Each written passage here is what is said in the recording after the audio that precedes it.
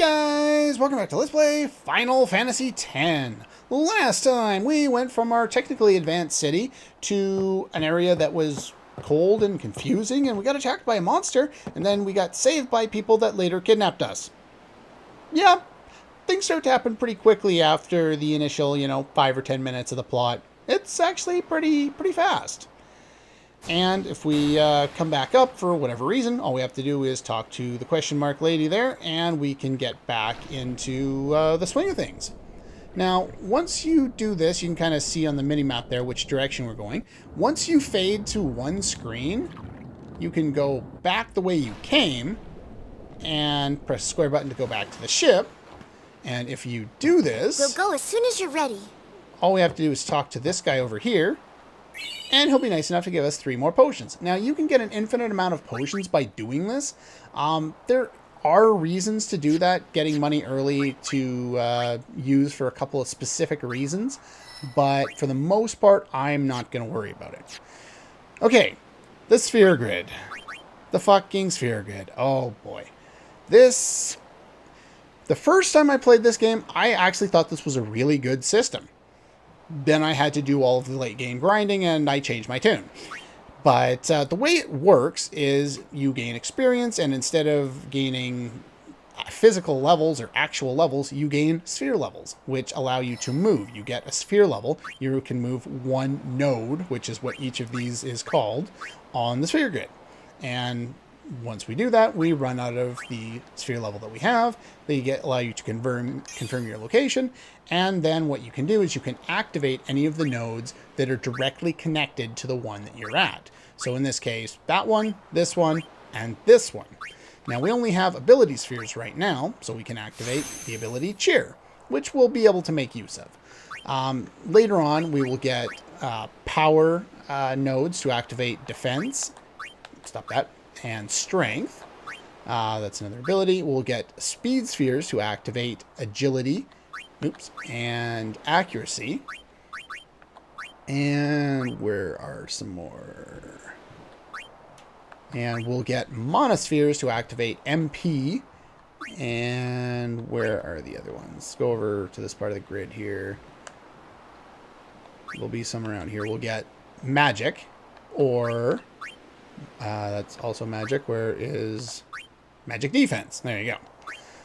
So those are the 4 basic ones that you'll get. You'll also get fortune spheres to unlock luck, but that isn't necessary or really all that useful until like the very last few super bosses in the game. And there are a lot of them. Oh my god, there are a lot of them. Anyway, we got the ability Cheer. I'll go into more explanation on the sphere grid as time goes by, but we're not going to spend a lot of time on screen in there because it just takes too long. Let's see here. Abilities. We have Cheer. Raises the party's strength and defense. I believe it's by 1 point, but it could be by percentage as well. I'm not exactly sure how it works, but you can use it up to 5 times in one battle to continually raise strength and defense.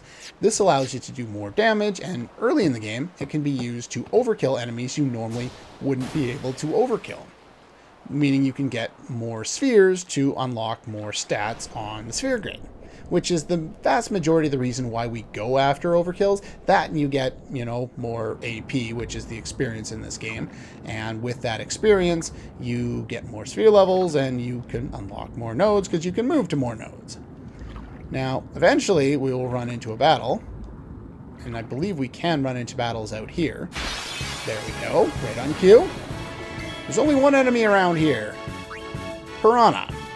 And Piranhas are a unique enemy because in the world of Final Fantasy X, these enemies will show up as, or the piranhas will show up as 1, 2, or 3 piranhas. In this case, there are 3 of them. They can show up as 1, 2, or 3, and the amount that show up in a group, like there's not 3 different enemies there. There's one enemy that has either 1, 2, or 3 piranhas in it. It's really kind of weird, and it's the only enemy that does this in the game. There's a couple other palette swaps of it, and that's about it. And each one, in this case, I think has 50 HP, so this monster, because there's 3 of them, has 150 HP. If there was only one of them, then it would only have 50 HP total. I'm gonna have to get used to that. I'm used to pressing the button a lot earlier because of the input lag on my PS3. We'll get used to it as time goes by. So the reason why I set up Slayer as the overdrive mode is because, take a look at our overdrive here, it's already charged up because I killed an enemy, even with the overdrive that I already used. So every time I kill an enemy, it will charge my overdrive, which is pretty useful.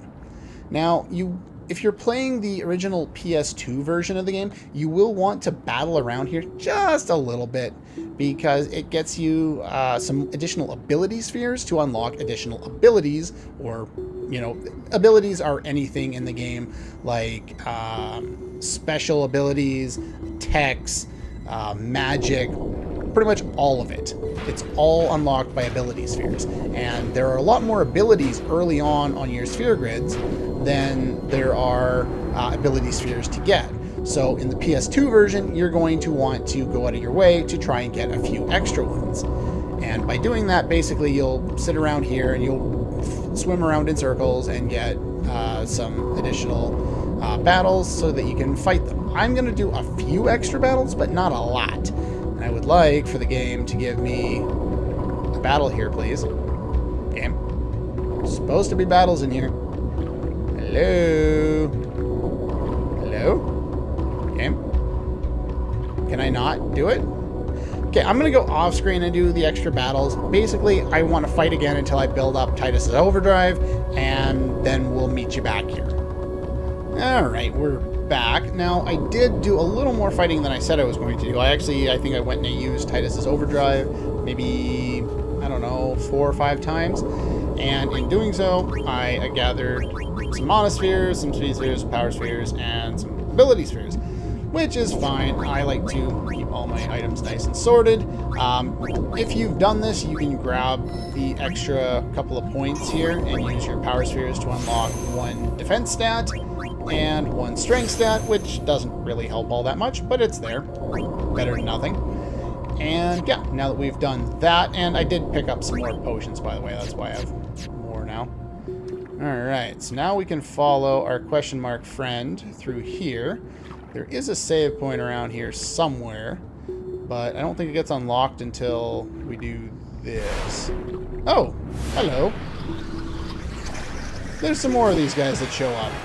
Well, sure, we'll show this fight off, just because basically every fight went the same way. So we went like that. I'm just going to use normal attacks. Every round with our question mark friend, we steal, and every round with Titus, we attack. Now, in the other fights, as soon as I build up an overdrive, I'd use the overdrive, kill the enemy, and then build up again. But this time, we don't want to do that, because I want to save his overdrive for a particular reason that we'll want to make use of it in a little bit here. Alright, so now we can go over here. No, game. I want to go this way. We can examine whatever this thing is and try and make the strange doodad work, I guess. Oh, well, the lights are on anyway. That's good? Sure, we'll call it good.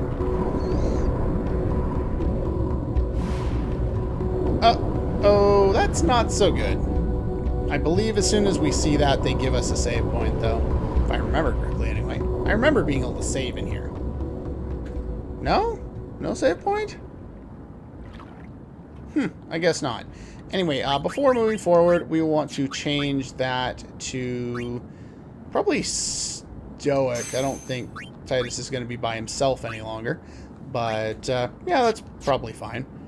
And should I use some of those potions? I'll use 1 on you. Sure, why not? I thought there was a save point down here, though. It's rather unfortunate. Oh well, it's basically unnecessary for this fight anyway. So I've been stealing all the grenades. So I got 30 grenades already. If question mark lady gets her overdrive, then you can use her overdrive, which is called mix. And you can mix 2 grenades together, which I think pretty much guarantees a one-shot overkill on the boss. The other thing you can do is you can steal from the boss, and you get more grenades. I don't know how all the fish in this water seem to have grenades, but okay, sure. So what I'm going to do here is I'm going to use cheer. And like we discussed in the last episode, Cheer, I think it was the last episode. Is that when we did sphere gridding? I think it was the last episode. Anyway, so yeah, we did we'll show off how to use cheer. Basically, you just use it over and over again, and you'll get an increased strength and defense stat. Now, I'll keep stealing in the meantime, since Our Lady's normal attack is pretty pathetic. But the reason we want to use cheer is so we get the ability to overkill this boss. I'm not sure, I can't remember if it's overkill it with a normal attack, or if it's overkill it with an actual ability, but, or with an overdrive. But anyway, what's that? 4. Do one more. 5 is the maximum you can do for some reason. But yeah, now we can start throwing grenades at you that we've stolen a couple. Even with the strength boost, our friend there won't be able to do all that much with her physical attack, so we'll just throw grenades for now. Now, this boss has a kind of a unique feature to it. He's out of attack range now, and it activates what are called trigger commands. And in this game, trigger commands are accessible in the same way that an overdrive is. You press over to the left, and you can select standby. In this case, standby will restore some HP. So we're going to do that with you. And I could do that with Titus, but I really need to heal Mystery Lady. And now it will use Nautilus Charge, which does over 100 damage. So that's why we were setting it up that way. Now, do note that the boss can be... trying to remember how much HP he has. He can be hit with grenades when he's out of range, but you won't be able to hit him with a normal attack. So yeah, we do 300 damage. That's pretty good. Throw one more grenade. Then I'm going to go off screen for a second, try and check how much HP this guy is supposed to have, because I don't remember off the top of my head. So yeah, he's going to do the same thing as he did before. There's not a lot to the strategy here, but anyway, just one moment. Okay, so I figured it all out there. He's supposed to have 2200 HP, and I believe I've done about 1300 to him now. You can use this to do a pincer attack, which will allow you to go on either side. I can't remember what that causes the boss to do, but we're not going to worry about it because the boss is going to be dead in 3 more attacks anyway. So we're just going to do that, get my HP back to where it belongs. We'll use one more grenade. And one more normal attack. And for good measure, we'll do one of those. Then we'll use our overdrive to finish him off. Assuming we can hit him from a distance with that overdrive. I don't know if we can. Start play. Can we? Out of range. Okay, then. In that case, we will just stand by. Sure, why not? We'll wait for him to come back, and then we'll take him out. Yeah, trigger commands aren't something you get in all boss fights, but you'll get them in a few for sure. So now that he's close again, we can use Spiral Cut to finish him off. Still not very good at it. I keep hitting the button a little bit too early. You need 600 damage to overkill this guy. Not that it's particularly important. It'll give you a little more experience and some items that we don't really need, but the option's there if you want to do it. I do want to be able to show off how to overkill pretty much every boss in the game, because that's kind of a big part of this game, is getting overkills on as many bosses as possible. We got 4 power spheres out of it. Woo. I think you can get more, but I don't remember. Can I get in there? No? Thought I could go over there. Yeah, we're supposed to go over and follow our friend here, and we scoot out the hole that I guess the boss made there. Oh, I forgot to reset my timer. Well, that's dumb. What have we here? Some kind of underwater facility. Well, it actually isn't, or maybe this is and they're trying to find something else. But we'll actually learn much later in the game what they were looking for here. It's pretty interesting. I like that. Oh, there's more of these guys floating around here now. Am I supposed to go down? I don't even remember. Oh, it's kind of got a saucer shape to this thing. With how degraded it is, kind of reminds me of Shivat from Xenogears.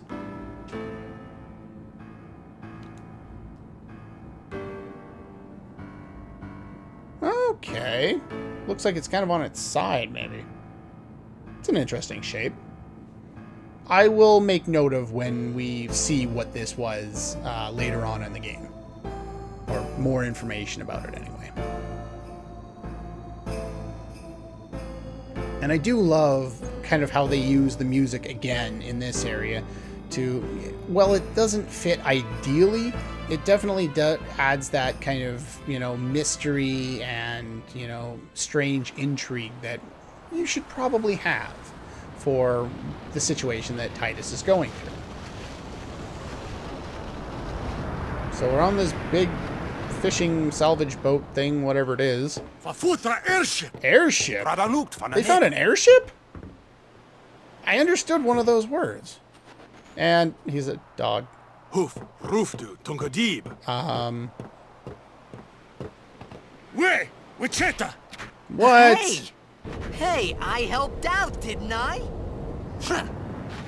You don't realize how this, captured prisoner of war concept goes, do you, Tidus? Just because you help doesn't mean you get anything. It means you don't die. Hungry. You whine a lot, don't you? Kind of like me, I guess. Kick him. All of a sudden, happy music? Oh, he got fed. Whoa! Right on. Yay, masses of pixels.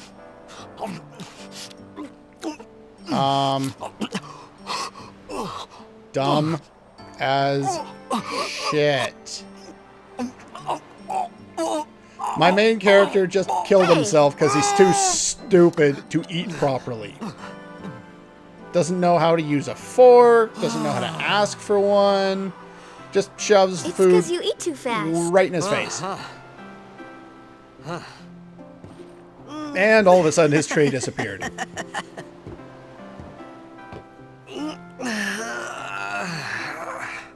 Hey! What? Hello there. What is your name? Riku? Hello, Rikku. Oh! You really do understand. Yeah? Woohoo! Why are you being strange?